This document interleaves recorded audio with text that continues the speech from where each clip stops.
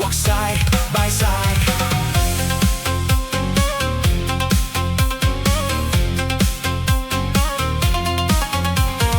Đời như găng tay ngoảnh mắt hóa mây bay, sống cho thật hay như gió giữa tầng mây.